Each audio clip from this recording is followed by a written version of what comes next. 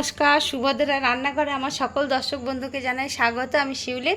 আজকে আমি আবার একটা নতুন রেসিপি নিয়ে এসেছি। সেটা হচ্ছে দেখো চিড়েটা। আমার এই চিড়েটা কিন্তু খুব পাতলা ফাইন চিড়েটা না, একটু মোটা আছে, খুব মোটাটা না, তো মিডিয়াম সাইজের। যাই হোক, তো এই চিড়ে দিয়ে আজকে আমি তোমাদের একটা নতুন রেসিপি বানাবো। তোমরা কেউ খেয়েছো কিনা এর আগে আমি জানি না। সেটা হচ্ছে চিড়ের পায়েস বানাবো। এই রেসিপিটা আমি আমার শ্বশুরমশাইয়ের কাছে শিখেছি। তো প্রথমে এই চিড়েটা আমি স্ট্রেনারে ঢেলে নিলাম, ভালো করে ধুয়ে নেব। ধুয়ে পরিষ্কার করে নিই, তারপরে তোমাদের দেখাচ্ছি। আমি এবার ভিজে চিড়েটা জল ঝরিয়ে নিয়েছি। দেখো ঝুরঝুরে হয়ে গেছে। ওর মধ্যে এবার একটু আমি ঘি মাখিয়ে নেব। ঘি মাখিয়ে, এই যে ঘিটাকে মাখিয়ে আমি রেখে দেবো। একটু ঘি মাখিয়ে রেখে দিলাম। এদিকে আমি কড়াতে দুধ বসিয়ে দিয়েছি। দুধটা ফুটিয়ে অনেকটা ঘন করে নিয়েছি, তোমরা বুঝতেই পারছো। এবার আমি দুধের মধ্যে দুটো ছোট এলাচ দিয়ে দিচ্ছি, ফাটিয়ে নিয়েছি, আর তেজপাতা দিয়ে দিলাম। এবার আর একটুখানি ফুটবে। আমি একটুখানি এই গরম দুধ এই বাটির মধ্যে তুলে নিচ্ছি। আর এটা একটু গুঁড়ো দুধ দিয়ে এটাকে গুলবো। আমি মিল্ক পাউডার দিয়ে দিচ্ছি, দিয়ে এবারে এটাকে আমি গুলে নিচ্ছি।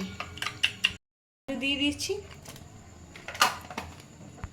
কনডেন্স মিল্ক দিয়ে দিচ্ছি।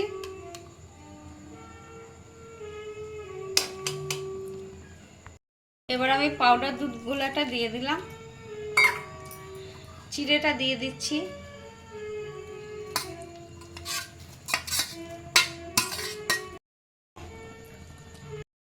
এবার আমি চিনি দিয়ে দিচ্ছি পরিমাণ মতো।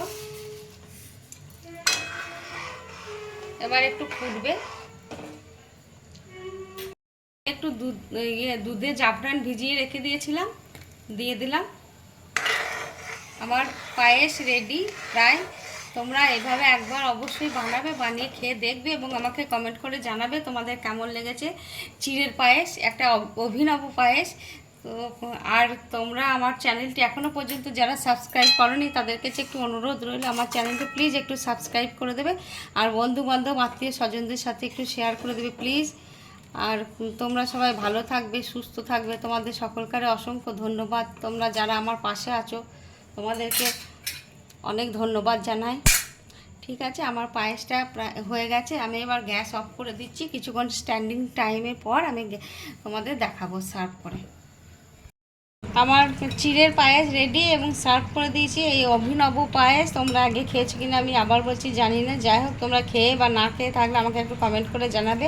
তোমাদের আমি দেখাই, মানে দেখতে মানে খুবই সুন্দর হয়েছে, আর খেতেও অসম্ভব সুন্দর হয়েছে। তোমরা অবশ্যই যেন একবার খাবে। আর তোমাদেরকে সবাইকে অসংখ্য ধন্যবাদ। নমস্কার।